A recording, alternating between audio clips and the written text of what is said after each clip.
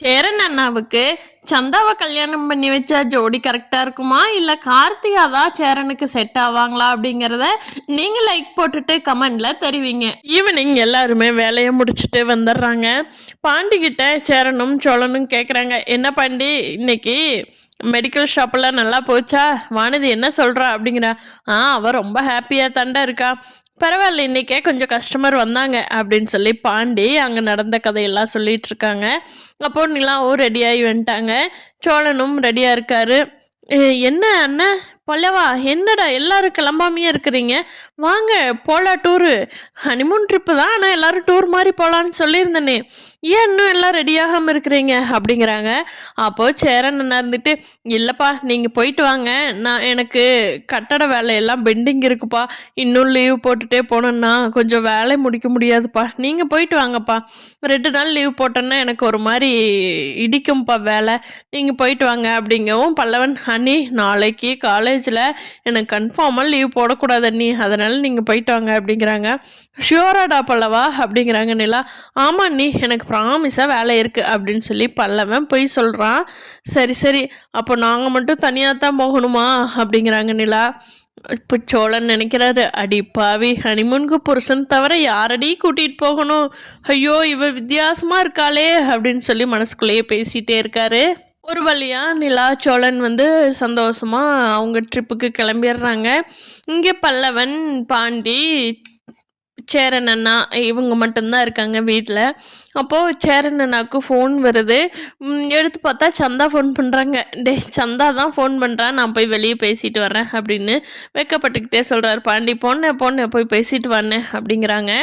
அப்போது சேரன், என்ன சந்தா நல்லா இருக்கியா அப்படிங்கிறாங்க. அங்கே சந்தா அழுதுகிட்டே ஃபோன் பண்ணுறாங்க.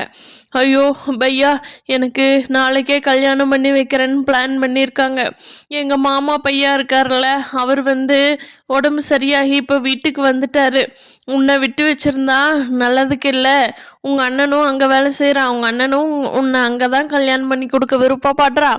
அதனால் உன்னை இப்படியே வச்சுருந்தோம்னா சரி வராது. கல்யாணம் பண்ணிக்கிட்டு நான் வேறு வேலையை பார்க்க போகிறேன் அப்படின்னு சொல்லிட்டாங்க. அம்மா அப்பாவும் எவ்வளவோ சொன்னாங்க, உடம்பெல்லாம் சரியாகட்டும் அப்புறமா பண்ணிக்கலாம், இன்னொரு 5-6 மாதம் அவளுக்கும் டைம் வேணும், அப்போ தான் அந்த பையனை மறந்துட்டு கொஞ்சம் குடும்பத்துக்கு ஒத்து வருவா அப்படின்னு அம்மா அப்பாவும் எவ்வளவோ சொல்லி பாட்டாங்க பையா. ஆனால் கேட்க மாட்டாங்கன்னு சொல்லி நாளைக்கு எனக்கு முகூர்த்தத்தை வச்சுட்டாங்க. காலையில் 4 to 5 எனக்கு கல்யாணம் ஆயிரும் எங்கள் மாமா பையன் கூட. எனக்கு என்ன பண்ணுறதுன்னே தெரியல. இப்போ தான் ஒரு 5 நிமிஷத்துக்கு முன்னாடி தான் கன்ஃபார்ம் பண்ணாங்க. எனக்கு எப்போ டைம் கிடைக்குமோன்னு சொல்லி நான் ஒதுக்கி உங்கள்கிட்ட சொல்கிறேன் அப்படிங்க. சந்தா, என்ன சந்தா சொல்கிற? உங்கள் அம்மா அப்பா 6 மாதம் டைம் சோழன் கேட்டப்போ சரின்னு சொன்னாங்களே, எல்லா கண்டிஷனுக்கும் ஓகே சொன்னாங்களே, 6 மாதம் டைம் கூட ஒத்துக்கிட்டாங்களே சந்தா அப்படின்னு சேரன் கேட்குறாரு. ஆமாம், அம்மா அப்பானாலையும் ஒன்றும் பண்ண முடியல, அவங்கள மீறி ஊருக்குள்ளே அவங்க தான் பெரிய ஆள், அதனால் அவங்கள மீறி யாரும் எதுவும் பேச மாட்டாங்க. எங்கள் சொந்தக்காரங்களாம் யாரும் எதுவும் பேச மாட்டாங்க.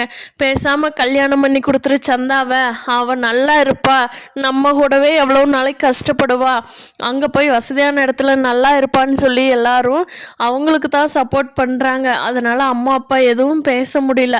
அப்படி பேசினாலும் எங்கள் 3 பேர்த்த என்ன பண்ணுவார்னே சொல்ல முடியாது அப்படிங்கவும், ஐயோ சந்தா, நான் கிளம்பி வரட்டுமா இப்போவே அப்படின்னு சொல்லவும், நீங்கள் இப்போ கிளம்புனீங்கனாலும் காலையிலத்துக்குள்ளே வர முடியாது சேரா, என்னை மறந்துடுங்க, நான் உங்கள் லைஃப்லேயே இல்லை. என்னோட நினைவுகள் சென்னையிலிருந்து என்னோட ஞாபகங்கள்லாம் நினைவாகவே போகட்டும். நீங்கள் என்னை மறந்துடுங்க, என்னை கல்யாணம் பண்ண முடியாது. இனிமேல் இந்த நம்பருக்கு நீங்கள் கூப்பிட்டாலும் நான் எடுக்க மாட்டேன். நாளைக்கே அவர் ஃபோன் வேறு தான் கொடுப்பார், இந்த ஃபோன் வீட்டில் தான் இருக்கும், நான் எடுக்க மாட்டேன்.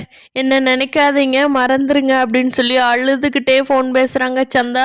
இங்கே சேரனுக்கும் அழுகாச்சி பயங்கரமாக வந்துடுது. சந்தா, நான் இப்போவே ஏதாவது ஃப்ளைட் இருக்குமான்னு பார்த்து வரேன், உன்னை காலையில் கூட்டிகிட்டு வந்துடுறேன் சந்தா, நீ கவலைப்படாத, அழுகாத, நான் இருக்கேன் அப்படின்னு சொல்கிறாரு. இல்லை பையா, கண்டிப்பாக வர முடியாது, நீங்கள் இப்போ ஃப்ளைட் இருக்குமான்னு தெரியாது, இருந்து நீங்கள் வந்தீங்கனாலும் ஊருக்குள்ளே பயங்கரமாக சேஃப்டி போட்டிருக்காங்க, கண்டிப்பாக வர முடியாது. அனீஷுக்கே இந்த தகவல் சொல்லாமையே கல்யாணம் பண்ணிடலாம், ஏன்னா அனீஷ் தானே உங்கள் கல்யாணத்துக்கு ரொம்ப சப்போர்ட்டிவாக இருந்தான் அப்படின்னு சொல்லி அனீஷுக்கே தெரியாமல் தான் கல்யாணம் பண்ணது. அனீஷே அதுக்கப்புறமா தான் வந்து எங்களை பார்க்கணும், அதனால் நீங்கள் வர வேண்டாம், என்னை மறந்துடுங்க, கடைசியாக உங்ககிட்ட பேசிட்டு இந்த தகவல் சொல்லிடலான்னு தான் கூப்பிட்டேன் அப்படின்னு சொல்லி சந்தா அழுதுகிட்டே சேரனுக்கு ஃபோன் பண்ணுறாங்க. அப்போது சேரனுக்கு என்ன பண்ணுறதுனே தெரில, ஐயோ இப்படி ஆயிடுச்சே அப்படிங்கிறாரு அவர் மனசு விட்டு. அப்போது பாண்டியும் பல்லவனும், என்னம்மா சத்தம் கேட்குதே வெளியே, அண்ணன் யாரு கூட ஃபோனில் தானே பேசிச்சு, இப்போ யாரு கூட நேரில் பேசுகிற மாதிரி இருக்குது அப்படின்ட்டு பல்லவனும் பாண்டியும் வெளியே போய் பார்க்குறாங்க. சேரன் அழுதுகிட்டு உட்காந்துருக்காரு. அப்போது பாண்டி சொல்கிறாரு, அண்ணா அண்ணா என்னாச்சுண்ணா, ஏன் அழுகிறீங்க அப்படின்னு.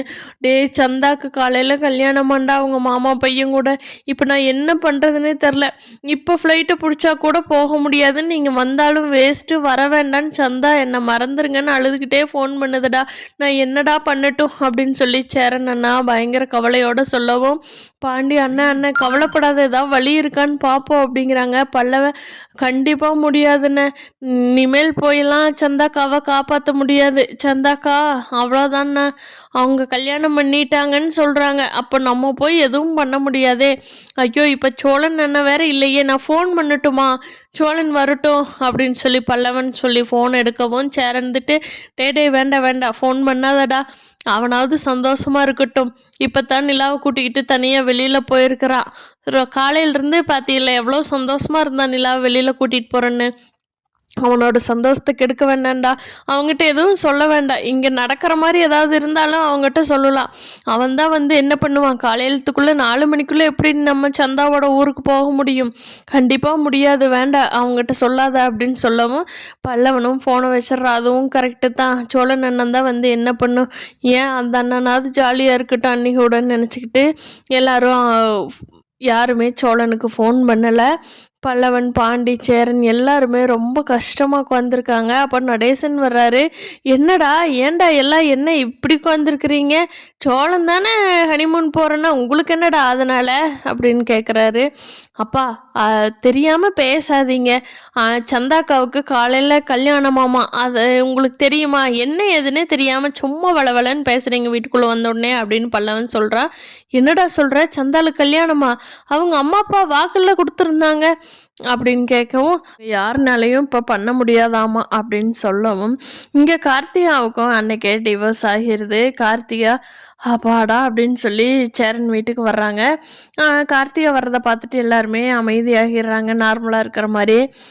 மாமா எல்லோரும் என்ன பண்ணுறீங்க அப்படிங்கிறாங்க. கார்த்திகா வந்து பல்லவன் சும்மா தான் உட்காந்துருக்கோம் எல்லோரும் அப்படிங்கிறாங்க. எங்கே நிலா சோழனை காணோம் அப்படிங்கவும், அவங்க ஹனிமூன் ட்ரிப்புக்கு போயிட்டாங்க அப்படிங்க. ஆமாம் அவங்களாவது போகட்டும் அப்படின்னு சொல்லிட்டு கார்த்திகாவை, என்னம்மா இன்னைக்கு கொஞ்சம் சந்தோஷமாக இருக்க போல அப்படின்னு நடேசன் கேட்கவும், ஆமாம் மாமா, இன்றைக்கே அந்த ஆள் எனக்கு டிவோர்ஸ் கொடுத்துட்டான், என் நகையெல்லாம் திரும்ப கொடுத்துட்றேன்னு சொல்லி போலீஸ் ஸ்டேஷனில் வந்து சைன் போட்டுட்டு கொடுத்துட்டான், எனக்கு அப்படியே ஒரு பெரிய தலைவலியிலிருந்து வெளியில் வந்த மாதிரி இருக்குது மாமா அப்படின்னு சொல்கிறாங்க. அப்போ நடேசன், நம்ம சேரனுக்கு இவ தான் கரெக்டாக இருப்பா போலையே அப்படின்னு மனசுக்குள்ளே நினைக்கிறாரு.